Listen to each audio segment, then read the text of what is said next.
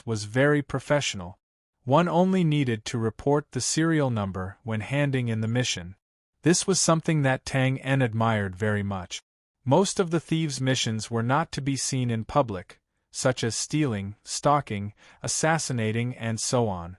If it was heard by outsiders in this crowded hall, it would undoubtedly be a hidden danger. Tang En was here to collect the reward for killing Moat. It wasn't much, only 3 gold coins.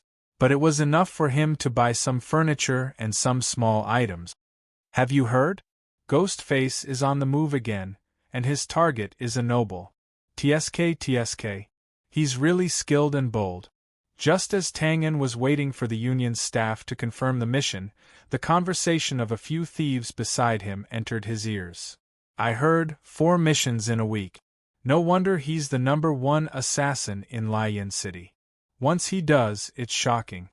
Yeah, but the strange thing is that among these missions, 3 of them are for the leaders of lower middle-level guilds, and 1 is for the descendant of a noble. The difficulty isn't high, and it's obviously different from Ghostface's previous large-scale assassinations. Maybe Ghostface is bored recently and came out to kill for fun. Ha, you're really spouting nonsense. Who would kill nobles for fun? Just wait and see, forget about those few leaders. After all, they can't be put on the table. But the death of that noble's eldest son will definitely cause the police station to make a big move. Big move? It's been more than 10 years, and they don't even know what Ghostface looks like. Yeah, an assassin can do what Ghostface did, it's really enviable. Envy is envy, but there are many assassins hanged on the gallows in the city square. Let's just be honest, thieves. Not bad, that money isn't something that anyone can earn. Mr. Thief, here's your reward. Thank you. Tang En didn't accept any more quests. After receiving the bounty, he left the Thieves' Union. He hailed a carriage at the entrance and headed towards the hotel in the northern district. From the group of people's conversation earlier, everyone seemed to have blamed Grimace for Winston's death. This was the outcome that Tang En wanted to see, and it made him feel a little more at ease. Tang En entered the system space in the car. Ding! Congratulations to Killer Tang En for completing the mission of killing a gang leader.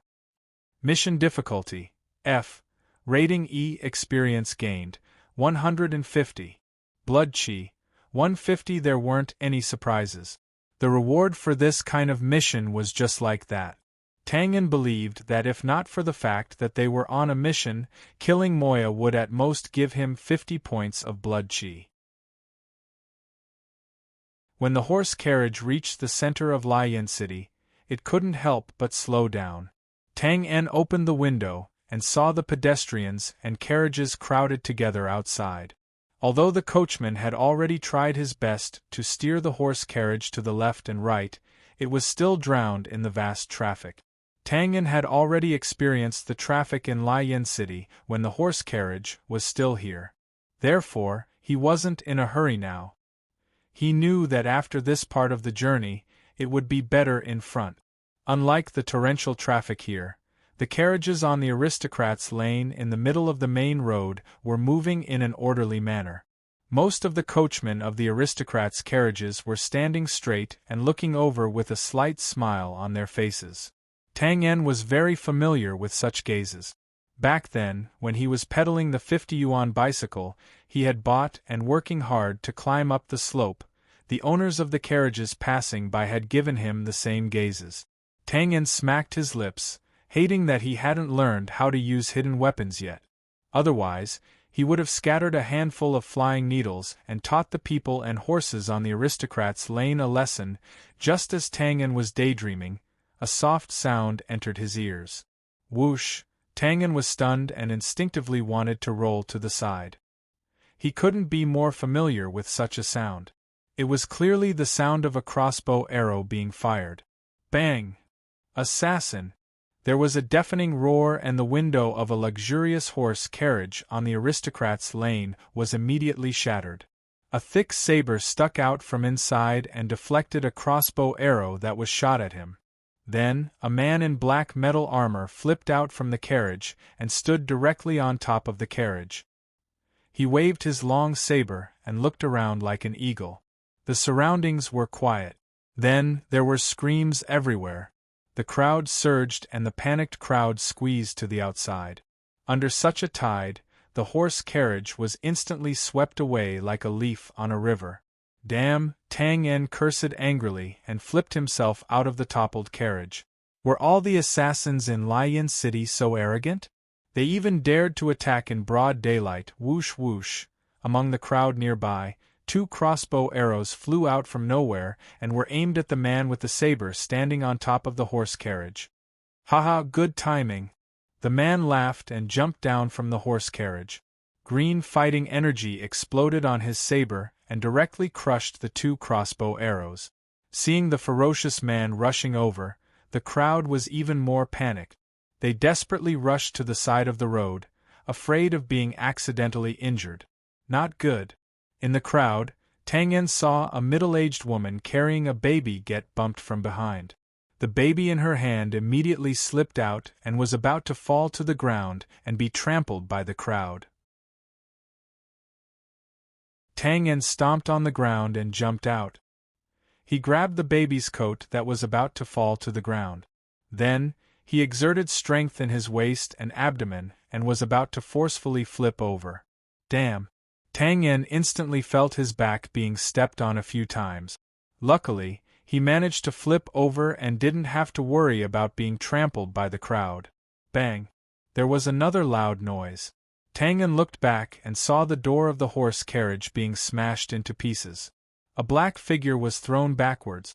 Blood and lumps of things spurted out from his mouth in the air. Tang En knew that this guy was definitely hopeless. Those lumps of things were obviously pieces of his internal organs. At this moment, 2 people walked out of the luxurious horse carriage. One of them was a young man in exquisite clothes and had an aristocratic aura. The other was a burly man wearing armor and carrying a broadsword on his back. Tang En suddenly understood that the assassin who fired the crossbow in the crowd was just a feint. His purpose was to lure the guards over so that his companion could find an opportunity to attack. Who would have thought that the noble guard would beat him at his own game? After luring the other assassin to attack, he directly killed him. The noble young man glanced indifferently at the assassin's corpse and then turned his attention to the man who had rushed into the crowd. Obviously, he didn't care about the chaotic situation. Suddenly, 2 figures flew out from the crowd. They were dancing and screaming and directly collided with the oncoming blade-wielding man. Tang En was stunned and his face changed dramatically. The blade-wielding man didn't hesitate. Green Glow's broadsword slashed horizontally. Immediately, blood sprayed into the air and the screams stopped abruptly. Damn! Tang En clenched his fist. His eyes were about to pop out. The 2 figures flying in the air just now weren't assassins. They were clearly innocent civilians who had been thrown by the assassin.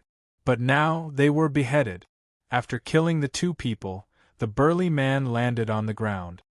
He disappeared from Tang En's sight. But then there was an unwilling roar. Obviously, the assassin hadn't been caught. This was also reasonable. It wasn't easy to find an assassin in this environment. Later, in order to lure the blade-wielding man over, the assassin took the initiative to expose himself. But when the blade-wielding man rushed over, he was delayed by the crazy actions of the assassin. Now, it was undoubtedly impossible to catch the assassin. At this time, the middle-aged woman finally squeezed over while crying. Tang En immediately stuffed the baby into her arms. Ignoring her gratitude, he quickly ran, jumped up, and stepped on an overturned horse carriage. Tang En's face was ashen. His eyes were like torches, constantly sweeping through the scattered crowd. Anger overflowed in his chest. He swore to kill this cold-blooded assassin.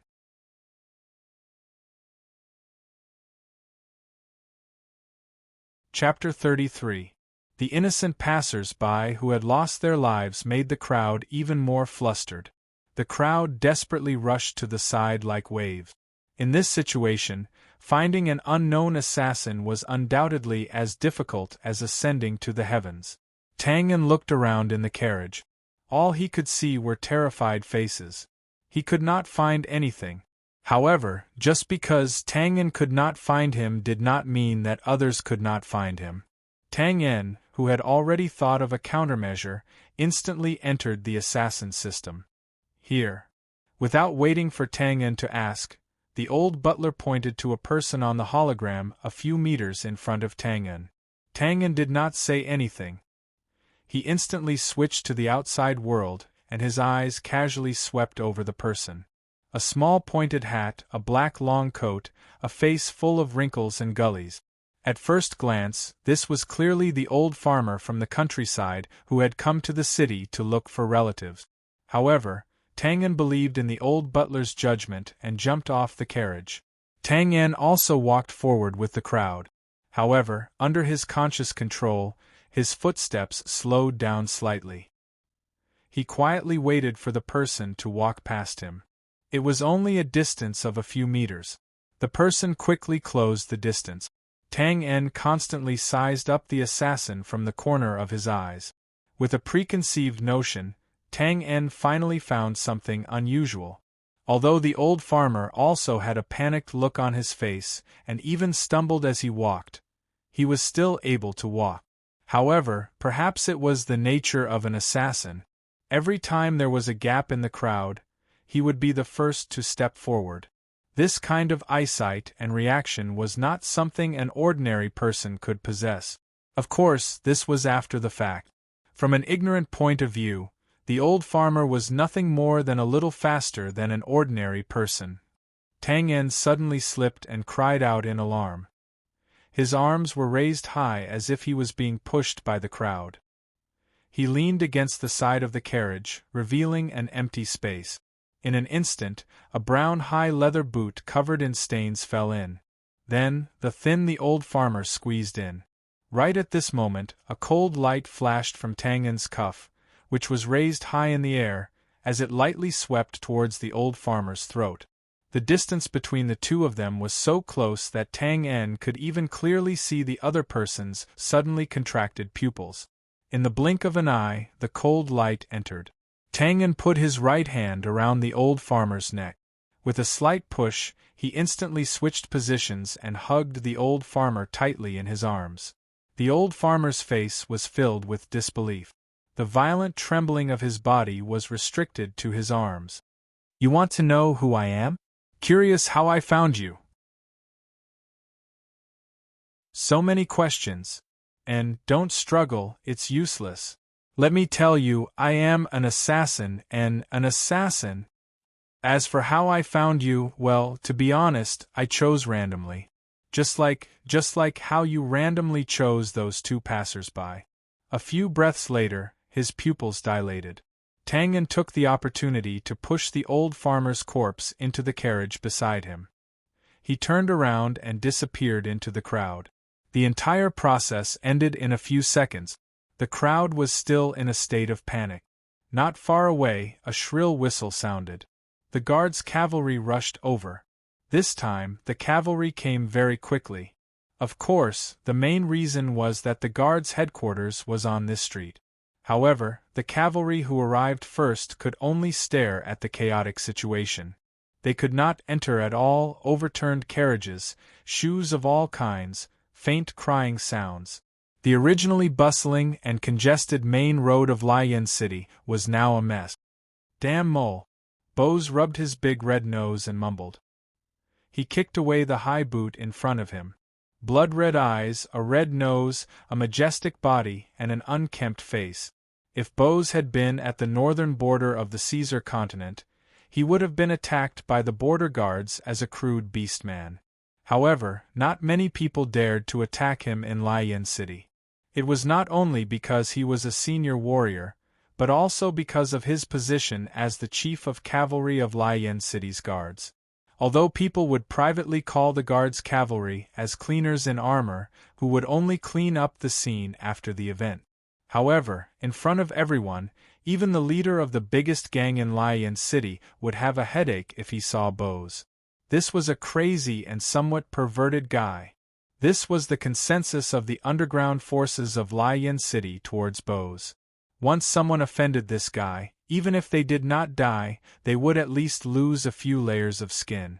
Fortunately, Bose did not care about the underground forces. Of course, the prerequisite was that they did not provoke him. What Bose was most interested in were the moles, he often cursed, those assassins who took money to kill. According to incomplete statistics, ever since Bose became the chief of cavalry of the guards, the number of assassins who fell under his hands had already reached 3-digit. This was a terrifying number. You have to understand that assassins were not local ruffians. Every qualified assassin was enough to make a small gang unable to eat or sleep in peace. However, Bose actually had so many assassins fall under his hands, so his ability could be seen at a glance. Originally, according to his achievements, he should have been transferred to Bran country's capital a long time ago. Working there for a few years and getting a low noble rank wasn't impossible. In reality, the Empire's first promotion order had already been passed down to Lion City 5 or 6 years ago. The content was to transfer Bose to Bran City as the Vice Chief of Dragon Riders. This was undoubtedly a huge promotion. Because of this, Lion City's underground forces and a few assassins who hid in the shadows celebrated for a long time. However, that promotion and reward order that everyone envied had been placed in the drawer of the City Lord for a few years and had never been issued. It obviously wasn't that the City Lord was unwilling to issue it, but rather that Bose never went to receive it, nor was he willing to receive it. Everyone was confused, and only later on did they understand the reason. Turns out this Bose said that he would only leave Lion City when he caught Ghostface. When the underground forces and assassins who rejoiced for nothing heard this news, they all cried out in hatred. Wasn't this just asking for a beating? If he was given a reward, then just take it and get lost. What was the point of wasting time here? In the end, even Ghostface was cursed. A few assassins even prayed that this top-level expert of theirs would fall under Bose's hands one day. However, after several years passed, Ghostface still hadn't been caught. The unlucky ones were the assassins who were hanged under the gallows in the city plaza from time to time. Although he hadn't slept for a few days, Bose had been in a good mood recently. The reason was simple: Ghostface had killed again. He wouldn't care about those dead gang leaders. Even if over 100 of them died, Bose would take it as a matter of course. The value of these people's deaths was that they would continuously provide him with clues. The more people Ghostface killed, the closer Bose felt he was to Ghostface. As for Winston, Bose's lips twitched. The moment he saw that colorful dagger, he knew that it definitely wasn't Ghostface's doing. What kind of inferior imitation was that? Ghostface's drawing was much better. However, he didn't say this to outsiders. Firstly, there was no evidence. After all, he didn't have the real Ghostface's dagger. Secondly, he could make use of this public opinion to track down that assassin in the dark. Of course, there was another important reason in his heart. He felt that this was also a train of thought. If someone really splashed dirty water on Ghostface, it might lead to something. Bugnes, how is it? Bose asked a middle-aged man who appeared to be very capable. Bugnes was Bose's assistant. The two of them had been partners for many years, and they were also a character who gave the underground influences headache. A gang boss had once commented that if Bose was an unreasonable bear, then Bugnes was an agile wolf. Not too good, Bose. The one who was attacked was Viscount Clark's eldest son. Thankfully, he wasn't injured. Otherwise, the chief would definitely go crazy. Bugnes shrugged, then smiled and said, "But it should be good news for you. There were a total of 2 assassins. One was killed by the guards on the spot, while the other was discovered to have died in a horse carriage for no reason when they were cleaning up the scene." "Yo, that's good news." "Haha. Come, let's go take a look." The 2 assassins' corpses were placed side by side, and there were crossbows, daggers, and other things on the ground next to them. The chest of the one on the right was almost caved in, and the cause of death was obvious.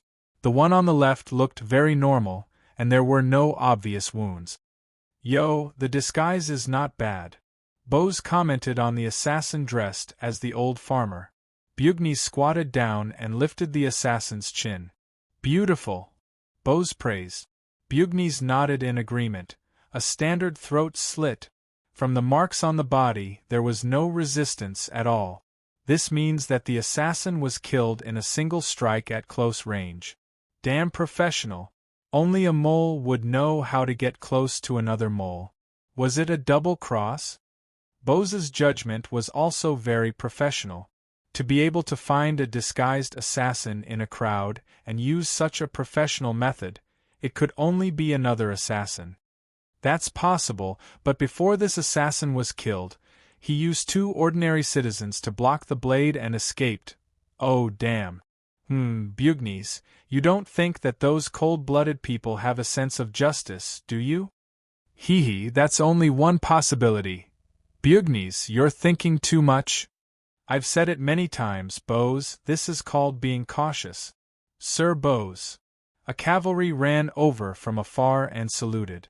Bose waved his hand casually. Speak. There was an assassination case in the East City area. Viscount Charles's eldest son was stabbed. Bose opened his mouth in shock. Motherf ***, is Lion City going to have a big change? Bugnes sighed. I don't know if Lion City is going to change, but I know that our poor director is definitely going to go crazy. His precious mahogany door will be kicked down by some noble. P.S. Kick down the door, check the water meter. Check the bookshelf and recommendation tickets. If you have them, quickly save them and give them recommendation tickets. Haha. Chidien website welcomes readers to read. The latest, fastest, and most popular series are all original works at Chidien.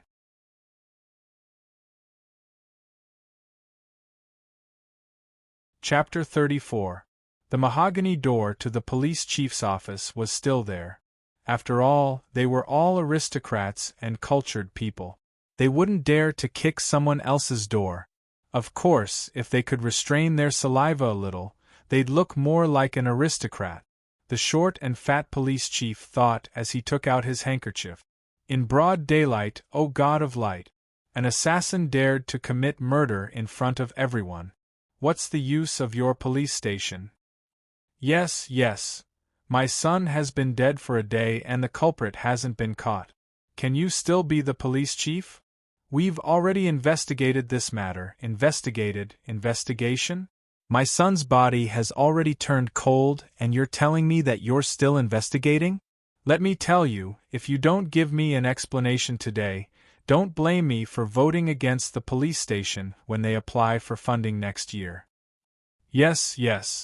The police chief kept wiping the saliva off his face with his handkerchief and nodded repeatedly. The one who killed your son was Ghostface, the #1 assassin who'd been active in Lion City for over 10 years.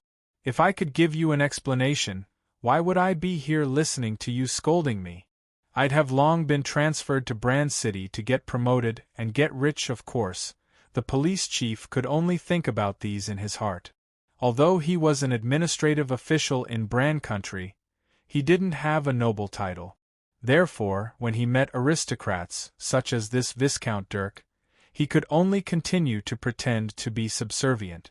On the other hand, Viscount Dirk was even angrier when he saw the submissive police chief, who had no practical means to deal with him. Of course, he had a reason to be angry. Anyone would be angry when their son was assassinated. Moreover, it was the eldest son. Dirk's heart was bleeding. Winston wasn't just the eldest son of the family. He was also the opportunity for the family to revitalize. A magician, O God of light, a real magician. As long as Winston married this magician, if there were no accidents, their family's noble title would definitely rise to that of an earl within the 2nd or 3rd generation. But now everything was ruined by that damned assassin. What should they do now? Should they let their second son pursue Josiah again? Wasn't this nonsense? Even if their family agreed, the Crowley family couldn't afford to lose face. Bang! Just then, the police chief's mahogany door was slammed open. The head of the police force felt a stab of pain in his heart, and he was about to jump up and curse. But when he saw who it was, he immediately deflated like a deflated balloon. He forced a smile and greeted, "Oh, isn't this the Honorable Viscount Clark? What brings you here? What wind? Does that mean you don't know?" The enraged Viscount Clark exploded in an instant. He stretched his neck and roared, "My son was assassinated on the street next to your police station. How could you, the chief of the police station, not know about it? Are you still fit to be the chief of the police force? Every year, a huge sum of money is used to feed you good-for-nothings." Yes, yes. The head of the police force resisted the urge to wipe the saliva off his face, and habitually turned on his obedient mode. "Is your son dead?" "No." Oh, isn't this Viscount Dirk?" Hearing the question, Viscount Clark saw that there was someone standing in the office. He immediately changed the topic and said mockingly, "What's wrong? You seem very disappointed to hear that my son isn't dead. Yes, it is indeed quite regretful." Viscount Dirk said expressionlessly. Viscount Clark pointed angrily. "Bah, you despicable person. I knew it was you who hired the assassin." An unnatural expression flashed across Viscount Dirk's face, and then he scolded loudly, "You old bastard, this is the police station. You have to have evidence before you speak. Also, did you hire the assassin to kill my son? How dare you come in front of me and call me a thief? Don't slander me. All right, these two are quarreling." The head of the police force felt his head hurt even more, and he hurriedly went up to stop them. In the end, he was sandwiched between the two of them. He spat a lot of saliva and quickly lost. "All right, you guys can quarrel if you want. I won't serve you any more." The head of the police force closed the door, pulled a chair and sat at the side to watch the show. However, after sitting for a few minutes, he suddenly jumped up anxiously and rushed in between the two of them to block them. It turned out that Viscount Clark was old, and he wasn't as strong as Viscount Dirk in his prime. He was gradually losing in the quarrel. In the end, his old face became even redder, and he almost vomited blood. Thus, in a fit of anger, he threw a white glove on Viscount Dirk's face and asked for a duel. Seeing this, Dirk was happy. This was exactly what he wanted. He hurriedly threw the white glove over and was about to draw his sword. The head of the police force didn't dare to let these two duel in his office. If something happened, he would be the first unlucky one. "Despicable person, give me your life." "Oh, calm down. Calm down, old bastard, come and die." Bang! The mahogany door that was just closed was slammed open again. The three people who were fighting in the room suddenly became silent. "Motherf ***, who is it this time?" The head of the police force was in between the two viscounts, and his vision was blocked for a moment. When he heard his beloved mahogany door being slammed open again, he couldn't help but curse out angrily. "Bastard, you dare to curse me, how dare you?" After the person slammed the door open, he was stunned when he saw the scene in the room. However, after being scolded, he immediately became angry. He rushed over and pointed his finger at the head of the police force's nose and roared. Isn't this the respected Viscount Charles? You must have heard wrongly. How would I dare to curse you? I was cursing myself, he. When the head of the police force saw the person who came, he immediately explained with a bitter face. Seeing that Charles's face was slightly better, the head of the police force quickly changed the topic. "What are you doing here?" Who knew that it would be better if he didn't ask? This question immediately made Viscount Charles's face darken. "You still have the face to ask me? My son was assassinated when he just stepped out of the house today. What is the job of the police force? Can you still be the head of the police force?" The head of the police force wanted to cry but had no tears. In this short period of time, his position had already been taken down 3 times. "Then, is your son dead?" "Injured, not dead." "Oh, it's you, bastard. Speak, did you send this assassin?" When Viscount Charles saw Viscount Dirk, He immediately became angry and raised his voice by an octave.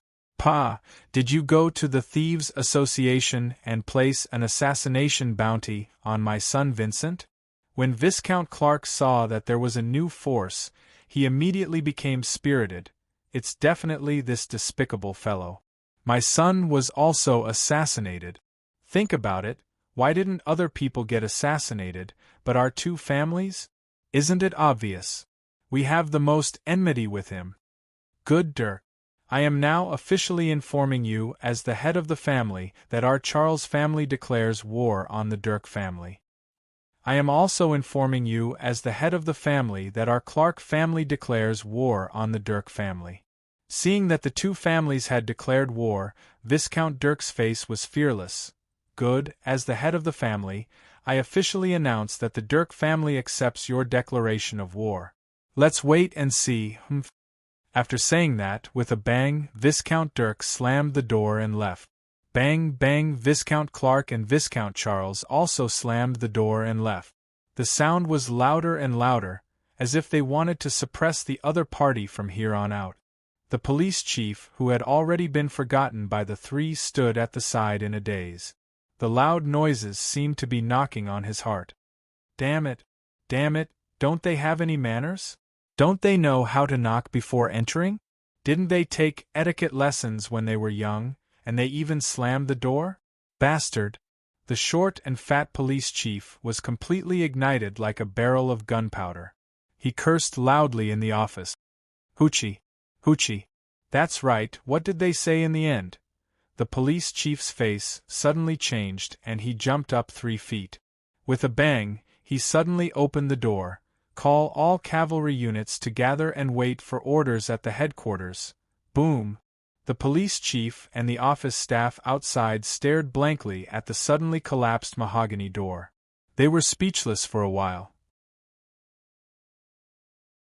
The pitiful mahogany door finally couldn't take it anymore and was destroyed in the hands of the police chief. "Ah, police chief, what happened to you? Someone come quickly." The police chief fainted.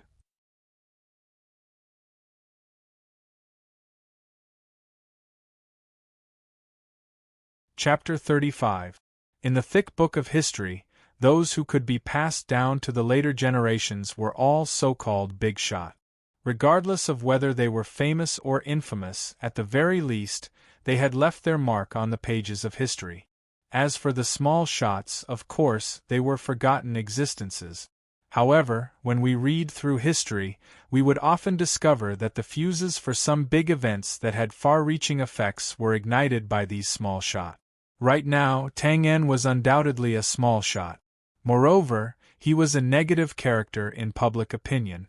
He wouldn't know what kind of storm he had brought to Lion City by killing Winston in order to keep his identity a secret. On a certain day in autumn 554 of the Brand calendar, the citizens of Lion City were living their lives as usual. The commoners were always busy for food and clothing, while the aristocrats were busy gathering for fun. They wouldn't know that this day would become the beginning of the Lion riot in the future. On that day, there were no signs of unrest in the Lion tabloid. They even announced an exciting piece of news. The Lion City government had decided to expand the docks at the South Port. There would be 24 of them. In addition to the 76 from before, there would be a total of 100. This move was undoubtedly to everyone's delight. To the commoners there would be more jobs. To the merchants it would increase the speed of their goods entering and exiting. To the aristocrats, although the aristocrats had heard about it long ago, the government decree hadn't been issued yet. Everything was still unknown. Therefore, they had only made some preparations.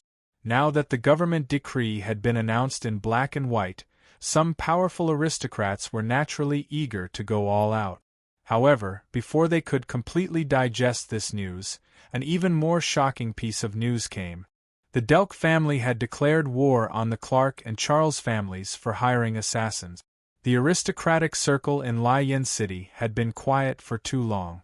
All of a sudden, there were 3 powerful Viscount families participating in the battle, which instantly aroused intense interest among the aristocrats. They couldn't understand the Delk family's actions. Declaring war on two families that were on par with them at the same time. Wasn't this seeking their own destruction? Could it be that Viscount Delk had lost his rationality due to the pain of losing his son? The obvious comparison in strength made it so that no one had high hopes for the Delk family. However, the aristocrats who were prepared to watch a good show were shocked once again. Viscount Andrew's family urgently announced that they had declared war on the Clark and Charles families. Viscount Achilles' family urgently announced that they had declared war on the Clark and Charles families. Viscount Chester's family, Viscount Quinnell's family. In a short 2 hours, the 4 Viscount families had declared war on the Clark and Charles families. Originally, the 1 versus 2 situation was not optimistic, but in an instant, it became a 5 versus 2 situation. The entire circle of nobles was agitated. The spectating nobles immediately jumped up and down to inquire about what had happened. Was this the start of the war between the nobles in Lion City? Even the nobles watching from the sidelines were so shocked, let alone those who were in the middle of it. Viscount Clark and Viscount Charles were completely dumbfounded when they saw the 4 declarations of war on the table that had just been handed over. There was no enmity between them in the past and in the past. Why did they suddenly start fighting? When the 2 of them regained their senses, they hurriedly ordered the housekeeper to prepare gifts and send them to the 4 clans that had joined the war. They wanted to find out what was going on. After a short while, their respective housekeepers returned with gifts. This caused their hearts to sink, and they knew that the situation was not good. Then, the news that the housekeepers told them made them widen their eyes. The reason of the 4 families is the same. They claim that they are the allies of the Delk family. In view of your shameless actions towards the eldest son of the Delk family, they can no longer tolerate it and declared war on you. This is a King conspiracy. The 2 of them were furious. They had declared war on the Delk family because of the assassination of their eldest son. Why did they become the murderers of Winston in the end? Also, when did the 5 of you form an alliance? It was only when the 5 of you formed an alliance that their grandson declared war. Although they scolded, they still had to face this matter. This was a matter of life and death for their families. Viscount Clark and Viscount Charles immediately gathered together. You were the one who hired the assassins? You were the one who hired the assassins? They were speechless, but this also allowed them to know that it wasn't the other party who had set them up. Then, the 2 of them scolded the Delk family. They were 2 King shameless, a thief claiming to be a thief. The 2 of them also knew that scolding wouldn't help solve the problem. After a few words, they quickly discussed countermeasures. Now that there was a huge disparity in strength between the 2 sides, the solution was obvious. Either they would surrender without hesitation, or they would pull in a few powerful allies to boost their morale. What? You said to start a war to take revenge for the assassination of their eldest son? Please, what kind of joke was this? In this situation, even if their eldest son was killed, they couldn't talk about taking revenge, let alone if their eldest son wasn't dead. The survival of the family was always the #1 priority. After all, if their eldest son died, they could still have another. If their family was gone, it would be completely over. However, the 2 of them were hesitant about these 2 choices. The first choice was needless to say, it was a matter of the family's honor. As for the second choice, which noble should they find to help them at this moment? Those with low status were useless, while those with high status were sent to them. They didn't know how much they would be blackmailed. Before the 2 of them finished weighing their options, the rapid development of the situation had already set a conclusion for this matter. A butler of the Clark family staggered in. Master, something bad has happened, something bad has happened, B****. What are you panicking for? Viscount Clark was annoyed. Seeing that his butler was so ungentlemanly, losing his face in front of outsiders, he immediately reprimanded him. But what? Tidy up your attire first. You are wearing a hat, not shoes. Yes, yes. The butler hurriedly smoothed his clothes and adjusted his hat. Viscount Clark nodded in satisfaction. Speak. What is it? The butler said slowly, the gang supported by our family was attacked and suffered heavy losses. What? Clark suddenly stood up. Who did it? Idiot, why didn't you tell me earlier? The butler was tongue-tied. He was completely speechless. A gang supported by the family? Charles raised his eyebrows. Of course, he knew what this meant. It was mentioned that the Southport's pier belonged to the Brand Kingdom in name. Although everyone in Lion City tacitly agreed that a certain family was in charge of a certain pier. However, this kind of taboo could not be done openly. Therefore, the families who had control of the pier supported a local gang to manage it. The Clark family was also a nobleman. They didn't have a pier themselves. Now that they had formed a gang, they naturally wanted to fight for the pier this time. Now that the gang was destroyed, how could he not be anxious? Idiot, what are you still standing here for? Hurry up and inform the family guards to go and rescue them. Yes, yes. The butler answered and started to walk out. Idiot, why are you still leaving? Hurry up and run. The Clark family saw the butler's actions and immediately jumped up and kicked him. Yes, yes. The butler scrambled out of the room again. Ouch! Who knew that before the miserable butler could run out, he would be bumped into by someone who came in. The two of them immediately rolled on the ground. Master, something bad happened. The person who came in didn't care who he bumped into and shouted at the top of his lungs. Speak. This time, it was the ashen-faced Charles. He already had a bad premonition. Our family's cloth shop in the West City was destroyed. What? Although he was prepared, it didn't mean that he wasn't angry. Charles slammed the table and suddenly stood up. Idiot, who did it? I couldn't see clearly. They came in with their faces covered and smashed everything they saw. They beat up everyone they saw and left after a few minutes. Idiot, they're too arrogant. Have you reported it to the authorities? Not yet. Viscount Charles glared and roared. Then why are you still standing here, idiot? Hurry up and go. Yes, yes, master, something bad has happened. Our family's winery in the East City was destroyed. Master, something bad has happened. Our family's hotel in the West City was destroyed. When Viscount Clark and Viscount Charles heard the words, Master, one after another, they felt like they were listening to someone crying at a funeral. Their hands and feet turned cold. Charles's legs trembled and he sat back down on the chair. Viscount Clark was old, and he was even weaker now. His old face was red and he took a few quick breaths. His eyes rolled back and he fell backward. Master! Master, quickly call the doctor over. After a flurry, a large bowl of tonic soup was poured in. Finally, Viscount Clark opened his eyes again. Viscount Clark, who was awake, was stunned. He waved his hand weakly and said, Surrender. Sigh. Viscount Charles sighed and didn't object. At this point, even if the two of them were stupid, they knew that this wasn't a coincidence. It was the joint attack of the 5 families. In the face of such an open conspiracy, there was nothing else to think about other than surrendering.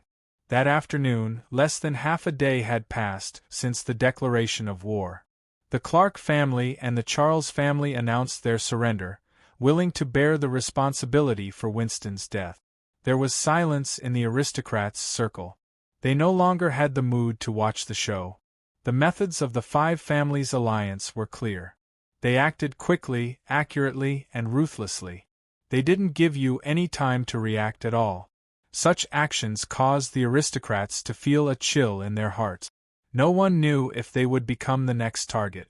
Although it was said that aristocrats had to have a good reason for fighting, wasn't it easy to think of a reason? Which aristocrat with power didn't have conflicts with others after so many years of development? When old scores were dug up, there were plenty of reasons.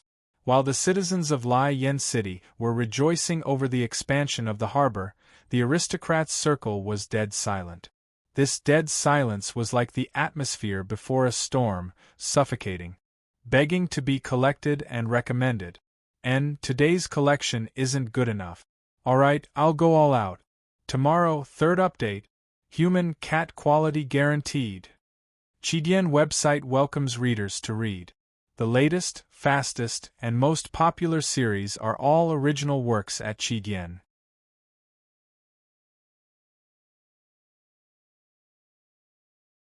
Chapter 36. Good morning, Mr. Arthur. This is today's newspaper. Good morning, Alan. Thank you. What's the big news today? Haha, you're welcome. It's on the way. It's the same as yesterday. Another gang was destroyed at Southport. I don't know what's going on recently, but there are a lot of gang fights. Even Layon's tabloids started to talk about it. It even took over the business section. Seriously? Alright, I have to go. See you tomorrow. Sigh, I haven't paid for the paper yet. Give it to me tomorrow. Looking at Alan running away with a small bag, Tang En smiled and shook his head.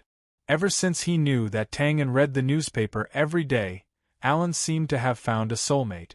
Every time he came over from Southport, he would send a copy to Tang En. Tang En had been busy learning new skills these few days, so he was naturally happy to have a postman like this. Moreover, this Alan really had the aura of Lai Yen City's information broker. He was definitely well informed. No matter what kind of thing it was, he knew a little about it. Every day, without needing to ask, he would tell Twain about the day's hot topics like beans from a bamboo tube. Tang En opened the newspaper. As expected, there were a few pages introducing the recent gang fights in Lai Yen City. One of them even took over Alan's favorite business section. It was no wonder that Alan complained. After skimming through it, Tang En put the newspaper aside. The reason why he bought the newspaper was to understand more about the customs of the other world. He had no interest in gang fights. However, gang fights, Tang En thought to himself. This was a good time to make a move. It was a good time to test the actual power of the skills he learned these few days. Alright, it's decided then. Tang En snapped his fingers. Suddenly, a figure flew in the room. The path was strange and hard to distinguish. In an instant, he circled the room 3 times and finally disappeared at the stairs on the second floor. Ghost. Normal skill can be leveled up. Once activated, the figure turns into thousands of illusions. It's strange and unpredictable. Skill lasts for 20 seconds. Cooldown time, 1 minute. Consumes 200 HP. A moment later, a middle-aged man with a sallow complexion walked out of the 2-story loft and slowly walked towards the Thieves' Union. The Thieves' Union seemed to be more lively than usual. Tang En waited for a while before he found an empty room. Inserting the identification crystal ball and entering the password, he entered the mission interface. Whoa. Tang En was surprised to see that the assassination mission page was actually full. After looking through the missions, Tang En couldn't help but sigh. Sure enough, the more chaotic the era was, the better the assassin's business was. Most of the targets of these missions were gang members. Thinking back to the recent chaotic battles between the gangs, everything made sense. However, even though there were many quests available, Tang En was only a level 1 thief. He could only accept quests that cost 1 to 5 gold coins each. Sure enough, after Tang En clicked on the next level, there were a lot fewer missions.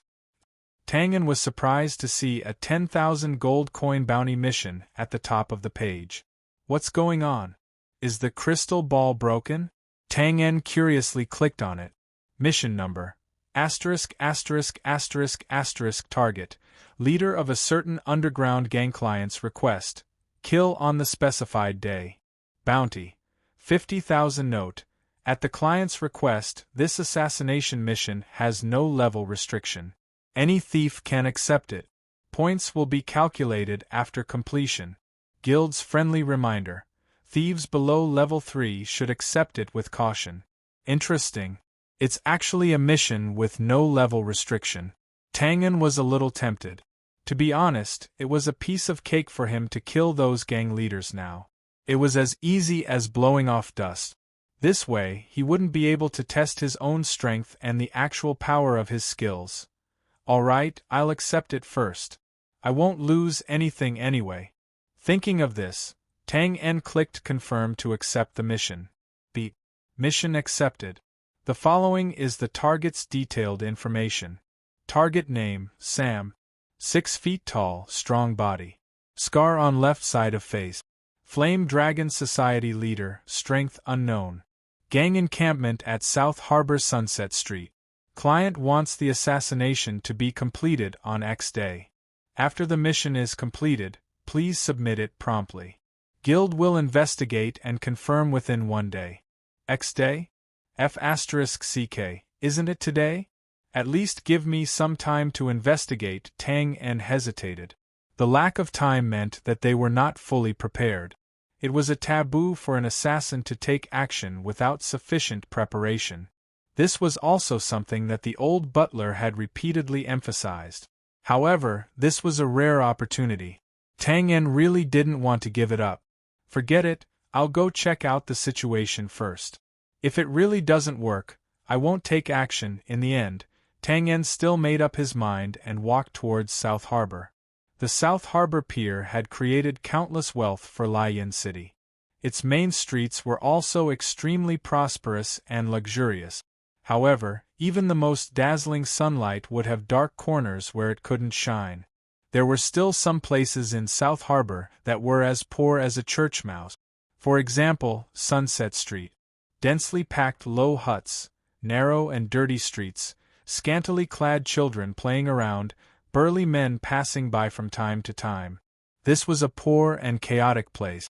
However, at the end of this street there was a rather neat building complex. From the various unfriendly people entering and exiting here, and the barricades set up in front of the gate, one could tell that this wasn't a simple place. This was the base of one of the 3 major gangs in Lion City, the Flame Dragon Society. The Flame Dragon Society was an old gang in Lion City. They had thousands of members and were very powerful.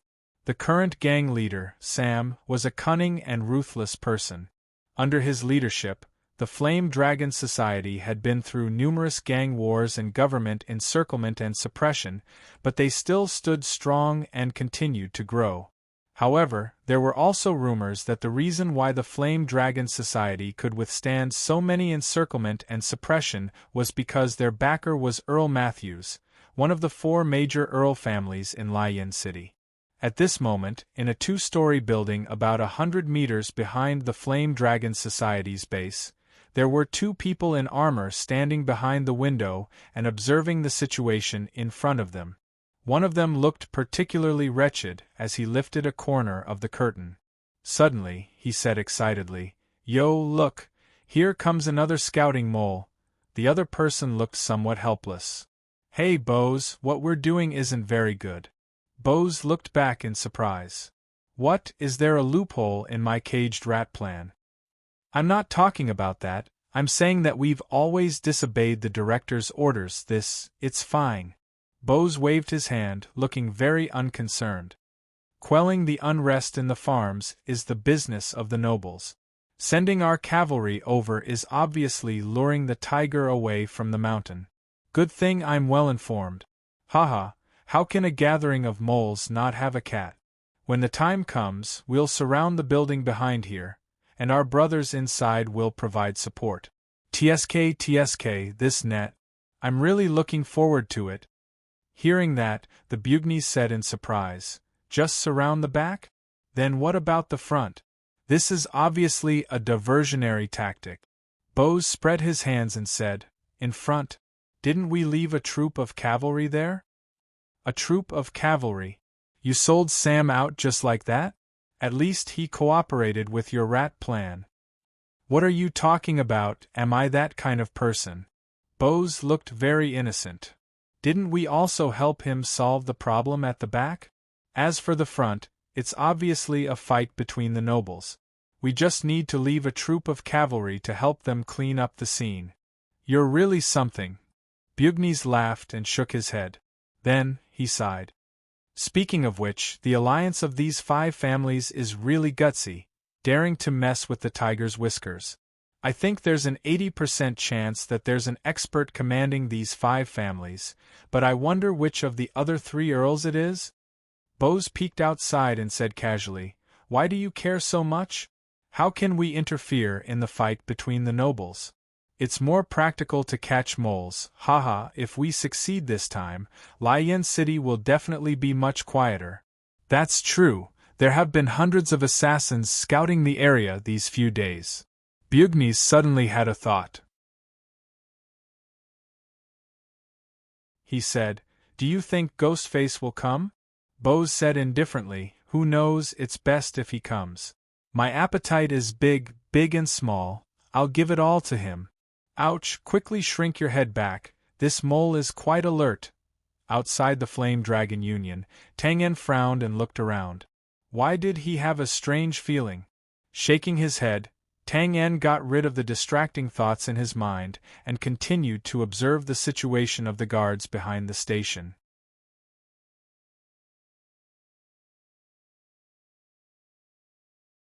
Chapter 37. Bowing to thank my book friends, 10 Dark Nights, and name doesn't matter, for their tips. Your support and affirmation are the motivation for me to keep writing. Night fell, early in the morning. The Flame Dragon Union's encampment was pitch black, with only a few flickering lanterns at the back of the entrance. A few large men armed with swords were standing guard. There were also figures patrolling the area from the watchtowers on the walls.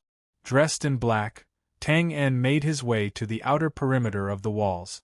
After a preliminary investigation during the day, he found that the encampment's security wasn't very tight, so he could sneak in. Although it was a little strange that such a large guild security was so lax, he was in a hurry. If he missed tonight, he might not have such an opportunity again. Therefore, after recovering his blood and qi in the early morning, Tang En suppressed the uneasiness in his heart and prepared to take action. The lights were dim, and the guards at the entrance weren't an obstacle at all. The only thing he needed to pay attention to was not to expose himself to the lookout tower's line of sight. After a group of mobile patrolling sentries passed by, Tang En decisively approached the wall and jumped up. Holding 2 nails with both hands, he nailed them into the wall. His black figure stuck to the wall as if he had merged into it. After a moment of silence, the surroundings were silent. Like a gecko, Tang En began to slowly climb up using the force. The route had been determined during the day, and it was the lookout tower's blind spot. Very smoothly, Tang En climbed up the wall. Just as Tang En was about to go around the lookout tower, he suddenly found the patrolling figure inside a little strange. That figure had been in this position since he was about to sneak in, not moving at all. This was very abnormal. No matter how dedicated you are, you should turn your head and look around. Tang En's heart skipped a beat. He took the risk and sneaked over, opening the wooden door of the lookout tower. Inside the lookout tower, under the light of the bronze oil lamp hanging in the air, a large man armed with a sword was lying on the ground, blood spreading everywhere. As for the person leaning against the lookout tower, his throat had been slit, and a wooden stick was held against his throat. From the outside, it naturally looked like he was patrolling. There were colleagues. This was also within Tang En's expectations. After all, there were 50,000 gold coins and no level restriction. Naturally, many assassins would be willing to try their luck. Tang En did not touch the arrangement inside the watchtower. He opened the wooden door and wanted to leave. Unexpectedly, as soon as he stepped out of the watchtower, he saw a cold light piercing towards his forehead. F***ck with a bang, Tang En's back hit the wooden door and he retreated. The dagger hidden in his right elbow popped out. Ding, ding, ding, sparks flew in all directions as cold light intersected. The 2 daggers clashed many times in an instant. At such a close distance, both sides reacted instinctively. After defending for more than 10 attacks, Tang En seized a gap and directly stepped out diagonally. He kicked the opponent's lower abdomen and sent him flying out of the watchtower. Before Tang En could pursue and attack, 2 more cold stars came straight at his face. Tang En had no choice but to stop and dodge sideways. Thud, thud. 2 curved crescent blades nailed into the wooden door. The ambusher took advantage of the situation and flipped over. The 2 were back in a standoff. Tang En sized up his opponent. With one look, Tang En was immediately depressed. Black clothes, black pants, black face mask, exactly the same as his. At this time, in this place, the opponent was undoubtedly an assassin. After that person saw Tang En's outfit, he was obviously stunned. He had just climbed up when he saw the wooden door suddenly open. He thought that Tang En was a guard, so of course he wanted to attack first to prevent the other party from alerting him. In the end, after a dozen attacks, he was kicked out. He was just thinking that if a small fry from the Flame Dragon Union had such strength, why would he come to assassinate? Just as the 2 were in an awkward standoff, a soft ding sound was heard. A black iron claw swung up between the 2 of them and grabbed the wall. In just a moment, another person, also dressed in black, flipped over. Just as that person landed, he saw a black figure standing in front of him. The figure clearly trembled, and a bright dagger instantly flashed. Damn! Looking at the assassin who flashed his dagger at him, Tang En touched his nose gloomily. How many people of the same profession would come tonight? The competition was too fierce. Cough cough. The assassin who attacked Tang En first cleared his throat. This sound made the assassin even more nervous. He turned around and saw another figure behind him. Brother, don't be nervous. Seeing the person who came up later take out another dagger, the first assassin hurriedly said, "We're all of the same profession, there's no need to kill each other." Then he hurriedly said to Tang En, "Just now, it was a misunderstanding." Tang En nodded, indicating that he understood. The assassin who came up later also saw their outfits at this time. He immediately breathed a sigh of relief and lowered his daggers. What a coincidence! How could it not be? With such a long wall, in the blink of an eye, 3 people of the same profession had bumped into each other.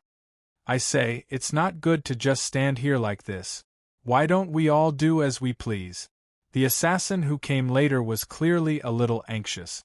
Thinking about it, who knew how many assassins had already sneaked in? What if someone else beat them to it or alerted the enemy? Tang En and the first assassin spread their hands in agreement. The assassin who came later cupped his hands at the 2 of them, then went down the stairs and disappeared into the night. Then, the first assassin also cupped his hands at Tang En in a slightly awkward manner, smiled bitterly, and went down the stairs. At this time, Tang En already didn't have much hope of completing this mission. With so many assassins sneaking in, it would all depend on luck to see who would succeed in the assassination in the end. But it wasn't worth it to say that he gave up now. After all, he had worked so hard to climb up. In the end, Tang En still decided to go down and take a look. In a small building 100 meters behind the Flame Dragon Union's base, Bose smiled and said, "Bugnes, how many moles did you see go in?" 63. "What about you?" 71. "Sigh, I don't know if I can gather 100. Bose seemed to be unsatisfied. When do we attack?" "No hurry, let's go. First, let's check the illuminating crystals and concealing dust. If there are no problems, then attack."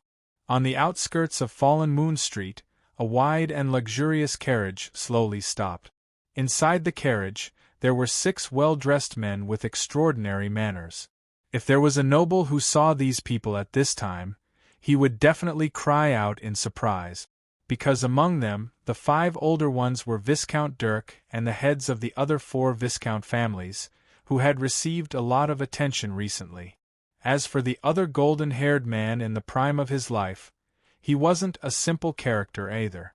This person was the son of the mayor, Robert Bevan. At this time, there was a light knock on the carriage door. Butler Gray walked in and nodded to Bevan. Bevan stood up and smiled.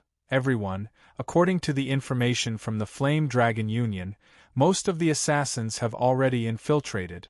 We have to seize the opportunity to attack. The 5 Viscounts stood up and looked at each other. In the end, Viscount Dirk smiled and said, "We will listen to Sir Bevan's command. We have no objections." In the recent days of fighting, these 5 families had made a qualitative leap in both the strength of their gangs and their own economic strength. After tasting the benefits, they naturally had no objections to Bevan, the mastermind of all these operations. Good, then Bevan won't be polite.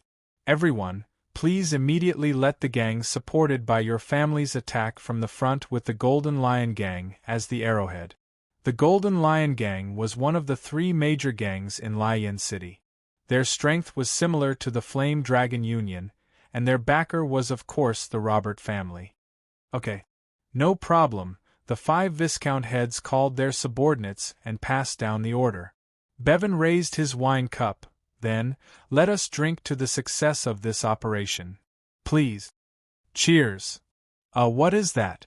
A Viscount cried out involuntarily.